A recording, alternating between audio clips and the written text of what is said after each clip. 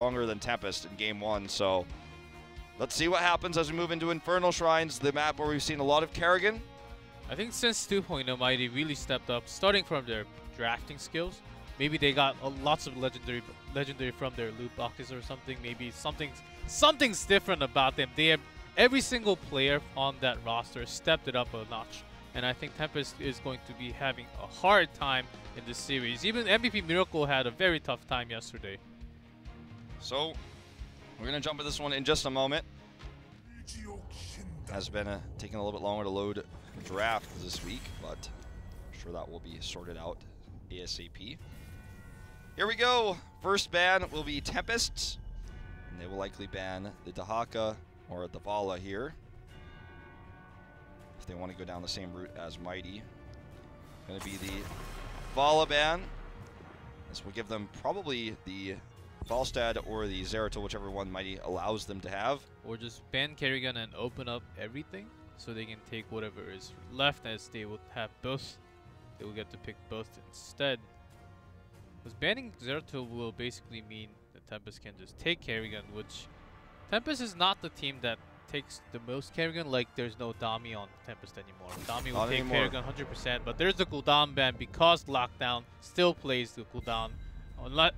Not like anyone else in Korea right now. Yep. Strong pairing with Ariel on this map for sure with her wave clear. They will get the Zeratul though. Prioritize it over the Falstad here, which means Mighty will probably take it at this stage. Zeratul's one of the counters, well, many consider to Falstad. It's a soft counter, but could be the Malfurion Muradin follow-up. That would be the L5 way to draft this situation.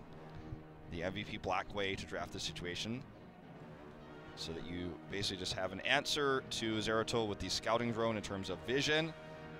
And you just have a draft that can work around anything on second rotation. Maybe we'll see Kerrigan again from Sands. He did play once, and that was a win.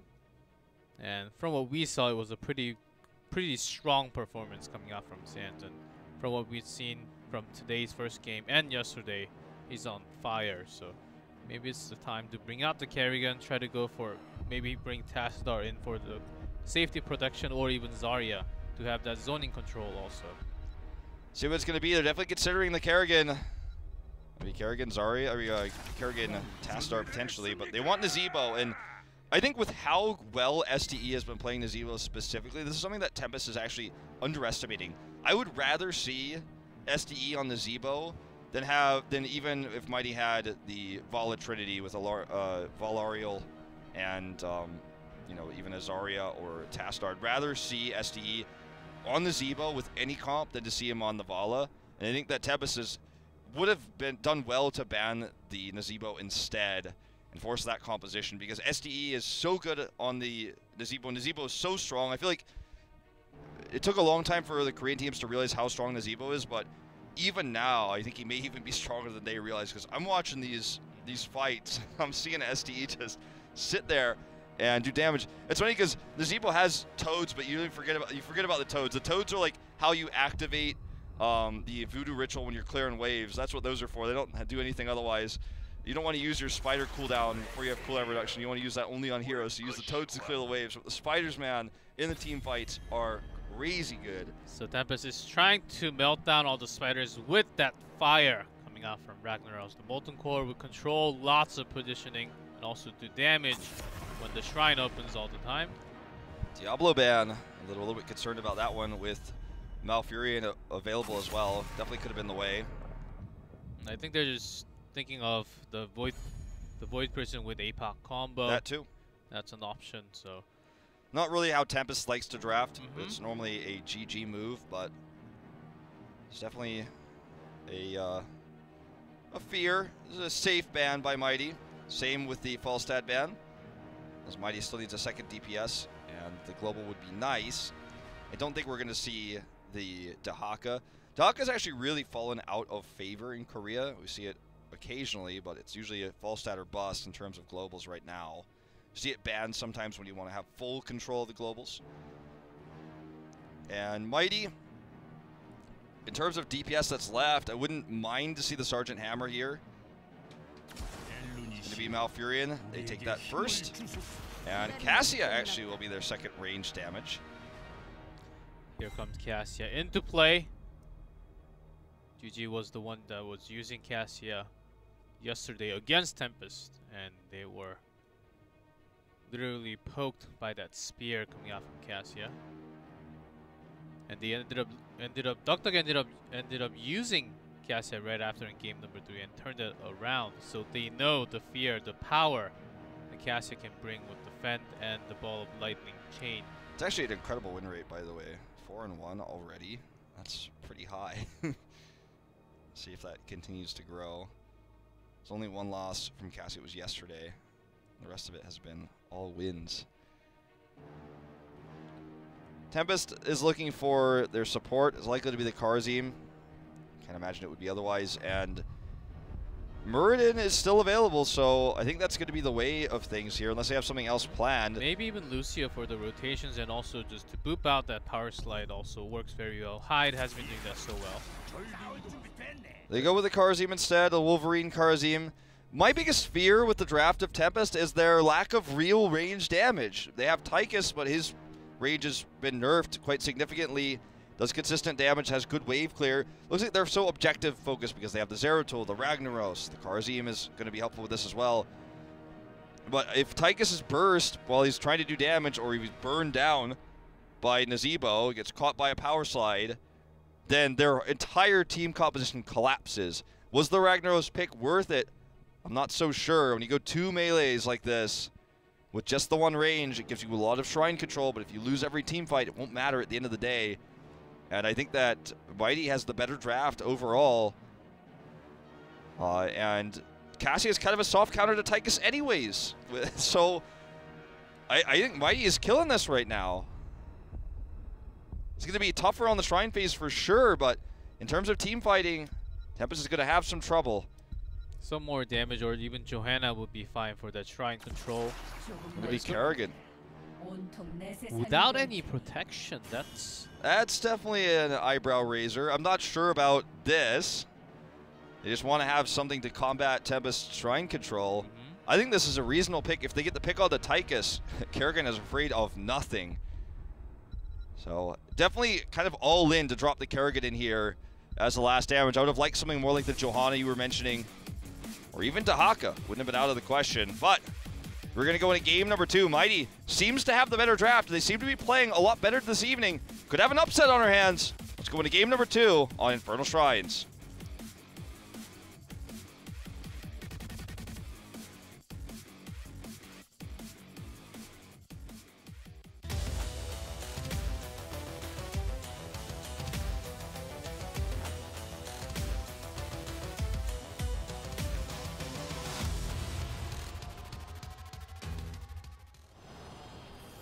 In blue, it is Team Tempest. Hyde on Karzim, DuckDuck on Tychus, Lockdown on Ragnaros, Sign on Muradin, and Modern Life on Zeratul.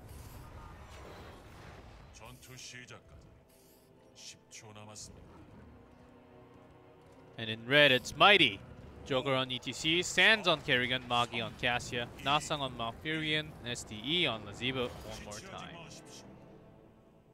I think SDE might be the best Nazeebo, actually, in this league. Like, maybe SC is better. I mean, he is really good at this stage, and worried for Tempest with the draft. Mighty has so much consistent poke with that. And even though they may struggle with some of the early objectives, they're a late game focused comp again with the Nazeebo. Scaling is better. No scaling whatsoever for Tempest. They have a lot of pokes, so if they get a lead on that Shrine, that's a pretty cool interaction with Power Slide and Snowbolt hitting each other at the same time.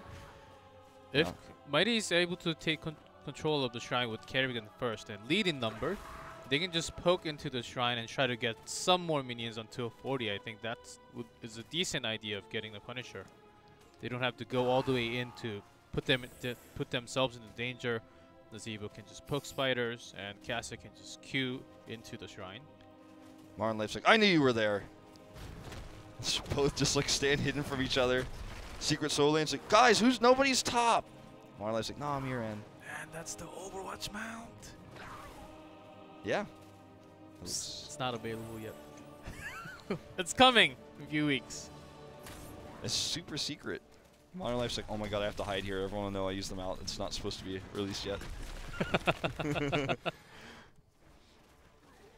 Well, this is a funny solo lane. Our Korean Observer really wants to highlight that, but obviously the wave clear that Tychus brings to the table is going to be really strong for Tempest in the early game here. But Joker power sliding in with style. Yep. Ooh, a little bit of action here in the solo lane. Sands has had enough of Modern Life shenaniganry. I think so. Modern Life Zeratul is going to be the key player for Tempest for sure. It has to be. That's going to be how they win the fights, but they're trying to go for Void Prison from the back, and he will also try to look for some pressure and even a kill on Kerrigan or Nazeebo from the back line. Ooh, this was a nice setup for the trap here, but Sands is actually going to get out. They're going to turn this around. Sands will have another jump here in just a second for another combo. Modern Life and Sign walking through turret as well to escape.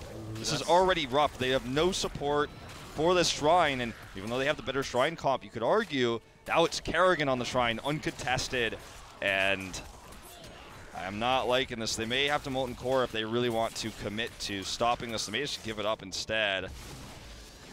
Modern Life going to find SDE here. We'll get the pick at least. That's the kind of danger that Nazeebo now has that wasn't there in game number 1. Yeah, we will have no idea how Cassia died. Because I wasn't watching the main map like a hawk, but that happened too. Not 100% sure what went wrong there, but still going to be a 1 temple phase here for Mighty. They want to delay this for the respawns. It's going to be a Frozen Punch, which is not too bad for Tempest to deal with here. They have the EXP lead though with those picks and the extra soaking they got during that Shrine phase. So they're not even going to try to damage too much onto this wall. Now they are, but they are soaking in all lanes. They want to catch up in EXP a little bit. Hyde alone taking that finisher down as the Wolverine. Looks like they're going to get the pick here. Modern Life comes in, gets SDE. Will die for it though, sadly. Lot of damage coming out from Lockdown. You can see it's just not enough in terms of range. If they had another ranged assassin, perhaps they could have gotten the counter kill here. So we're seeing more police mounts. Blues on police mount. So cool. Do your quest, guys. Don't be that guy who has regrets because he didn't do his quest. He didn't call his friends and say, "You ever heard of this amazing game we play? Here's the Storm. You should try it." Bring in your friends. Bring your friends. Don't play alone. It's always better with your friends. You've played alone before, and you know how that's like. It's so cute. You should bring your friends instead. Yes, that's right. And soon you're gonna have that mount too. Yep. So level 6 for Mighty, they're just around the corner in terms of EXP. And Tempest has been soaking better, and because that Punisher didn't do anything, it was really a win for Tempest despite losing it. So they're pretty happy with how that situation went. It was a frozen Punisher, so it wasn't too important, and like you said, basically Hyde dealt with it alone. SD is going to start scaling. He's got his level 7 up and ready now. So look for the pick here onto Lockdown, actually. He's way too extended in this lane. And he's doing as much damage as he can, but he is going to fall in the end. SDE actually getting killed counterwise, though. Definitely going to go down. And talked about how the problem with Nazeebo, or one of the problems you could face as a Nazeebo player, is when you don't have an escape and you get ganked like this, you're not building up, you're not getting tanky as quickly as you'd like to be. Sign actually gets rooted here under turret, though. Joker with the slide in does not interrupt the dwarf toss he wanted to. So it looks like it's still going to be an escape here for Sign, but that could have been disastrous. Sign had the patience to actually wait until the face melt and press on that E right after. Great job by Sign getting out of there. So it'll be a 4v fight for now until Nazeebo joins into the fight. Modern Life is already looking for his chance onto the side. Mighty knows this. It's actually really important he cleared these scouting drones super fast, so now Mighty doesn't really know where he is consistently, which is always a scary thing. Okay. Looks like they are going to commit in here, but unfortunately, Rag is dead already. They're losing this fight before 10. It's really unfortunate for Tempest. They'll lose control of the Shrine once again. And if you lose control for just a second when there's a Kerrigan on the other side, I mean, she's basically the best solo Shriner in the game. You can even leave her there alone. We often see that when someone gets a big wipe before a Shrine. You just have Kerrigan clear it yourself and push the lanes. But you can see just how much that got one-sided real quick. Tempest has 10 now for the defense, but Would have liked to win the fight beforehand. Get a few picks to get the 10 during the fight would have been amazing. So that's exactly why they're going to go all in, try to get a kill onto Kerrigan, and they are successful at the end. Even 7-sided. Oh, they're actually going to get the pick on a Dasong as well. Dasong is most likely always going to be the target for these combos with the Sulfurous Smash coming in. You have to be careful of that with Void Prison. So it's hard to time it, but if you go for a composition like this, that's definitely what you're looking for, is that big combo where you toss it in as the Void expires. Kind of missed that one. Mosh Pit is going to be the choice. Obviously, I haven't really seen Stage Dive in a long time. Stage Dive was like meta for such a short period of time at the end of like last year and early this year, where people just forgot that you could see where it was going to land and put a root there. Stage Dive was when it came in because Global was a big meta, and oftentimes he started with a Dehaka or False Deadband every single time, or even both. So ETC came in as a Global to out-rotate, but we found ways of counter the rotations by pushing waves like Siege Potential with Sergeant Hammer and Cooldown. Now it's a mix in between. So, see how this Sulfurous, this next one that's set up is going to go. They could look for a Void to start the fight. It's always risky when the scouting drone is up to come in for an angle like that on the Void Prison, because if you get power slid or caught by a Kerrigan combo on your way in, obviously Zeratul is not tanky. He is very squishy and will die immediately. So that's why it was really important that he cleared out the scouting drone in the beginning of that last fight. He's going to look to do that again, or one of his teammates help him to do that when the fight begins. As they're actually pushing this really hard. They have Merc control right now, not only here but in the mid lane as well. Tempest has been losing the objectives, but has been winning in every other regard. Ooh, Duck taking that spider damage, though. And also Rag is soaking top lane all this time alone. Yeah, so they're just kind of controlling the map. They're having the better macro here. So by that time, I think they can hit 13 before the Shrine. It looks like Mighty is just going to take this camp first. They know it's going to be really hard to contest for this one. As Tempest is about to hit level 13, they're going to be talent level up. Mighty instead, they're going to have all this pressure pushing the bot lane instead. Yeah, they just don't want to contest the Shrine. It's going to be his Rag solo, though. So this is a 5v4 fight for Mighty. And Tempest is going to commit heavily here. This is going to be a huge mistake. Look at this.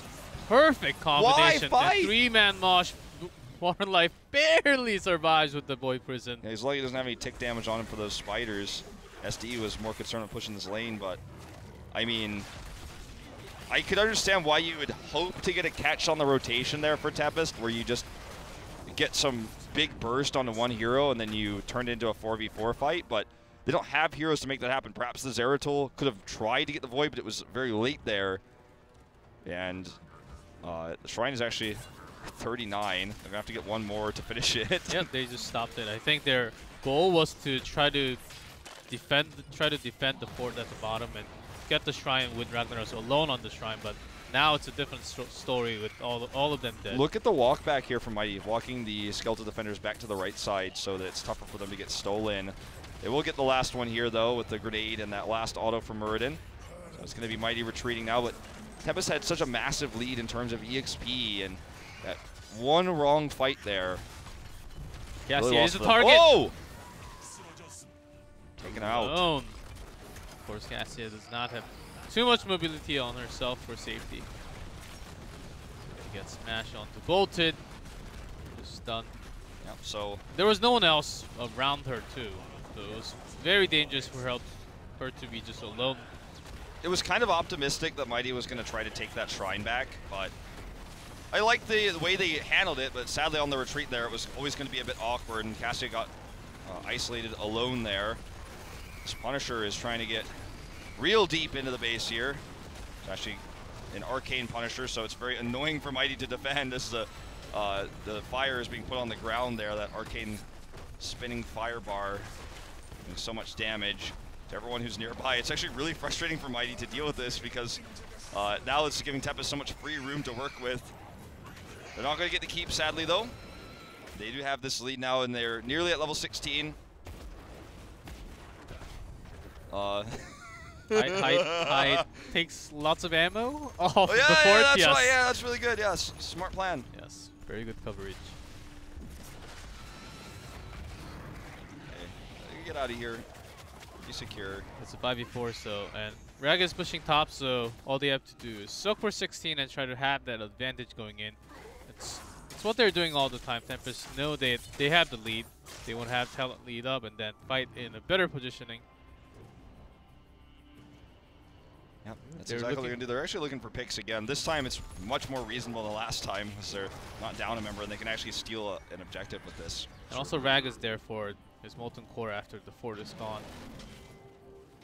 This is actually really well done by Tempest here. Mighty knows what's up now. It's just really awkward to invade this position. So they steal the camp, and like you said, Lockdown is looking to get this fort. Molten Core if Mighty wants to fight. It's actually a really nice rotational move here by Tempest, but Mighty wants to punish Lockdown. He dodges the combo though, and Sands went way too deep in. Now this is a 5v4 fight. The Mighty cannot win. They cannot even take. They're going to back off behind the keep wall. The unfortunate timing. Kerrigan's going to be gone for so long now. Sands got a little bit too excited going all in by herself. Did not even land that stun. And she was a little bit too fast compared to all his teammates there. Yeah, not enough support there. So, feels like this game has been a long list of small mistakes in a lot of ways, but Mighty is still trying to close that gap in EXP for this next shrine. It's spawning in 10 seconds. Kerrigan has respawned. And it looks like they are going to just split for the soak, give the initial skeletal defenders away to Tempest. Not going to contest those. In fact, going to try to even have the split pressure on to the bot keep with the siege camp here. Scouting drone placed for safety. And looks like Tempest is actually going to split push while having Rag as the solo Shriner. They want to have this pressure onto the all the way onto the right side to the top lane because they want them to take longer time to clear up all this wave, and also the camp is pushing. So they're just making sure they get the shrine by themselves. Sands again goes in, misses the combo super aggressively. His teammates ping him back. That was a hyper-aggressive move. Does back off here, but Lockdown's got half of the skeletal defenders, but they do hit 16. That push in the bot lane continues right now. And even the mid lane is pushing. Modern Life does spot this rotation. Great drone placed. Mighty they're being safe. They know they're going to lose the shrine anyhow, and that was one crazy situation. That was there. one crazy cast. Yeah, that happens with the donut. Yep. Donut sometimes. Yep. We saw that coming out from Varian a few times too. Yep. But when you tell her to go there, she's gonna go there one way or another. All right, so the Punisher comes in. It's frozen, so they're gonna have a lot easier of a time dealing with it, much more than they had with the Arcane. Even talent here though, so Tempest does not want to overextend. They look for the pick on the Magi. 7-sided will secure it, so Furious comes down afterwards. Mosh Pit though is gonna hit the double, and Sands survives. Modern Life so slow on the punish there. Dr. Gon only looks like barely he will die from the at the last of the spider damage. I feel like Modern Life could have killed Kerrigan a lot faster there. Perhaps just a little bit timid there. Either way, this is still going to be a win for Tempest. They get the keep, and they might get more. Joker goes down, and they want to get the kill onto SDE afterwards. Here's the Void. Zombie Donut and the Ice Block here. I'm sure we'll get taken out. SDE is doing a lot of damage, but I don't think he's going to get out of this one, even with Nasong's help. This was kind of a crazy situation there. They will defend the core, rather Tempest can't core here, but they got the keep, which is the most important thing. This push to the bot we talked about earlier has only threatened the wall, really, not actually doing anything more. So a big win for Tempest as they approach 20. Their positioning and Sands and Magi just being all out when they do not have enough protection. If they had something like Tassadar or Zarya on the team, I would understand their positioning, but they're going in way too aggressive compared to the team comp they have today. And Magi's getting picked off in the front line, and also Sands putting himself into the danger zone. It's really not putting themselves into too much of a favor from the beginning of the team fight all the time. Yeah, you're right on that one. So 20 is up now. That's a huge power spike for the rewind, obviously. That's going to be crazy powerful for Zeratul. and Long Life can be a huge playmaker here. Actually got the stun at 16 on Murden as well, so there's a lot of ways to just jump in and isolate a target, which has been how Tempest has been playing this entire game. There's the stun on the Magi already, but there's no follow-up. Fork goes down, so they can dive this. He has Rewind, actually uses it there to try to get the pick on the Sands. No sulfurous smash used actually this time, does come down at the end. Sands does go down, as well as Cassia.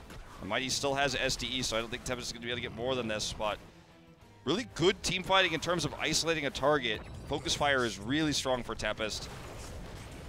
And make it work. It's always Sands who gets picked at the front, though. Cassia as well, not having that much range.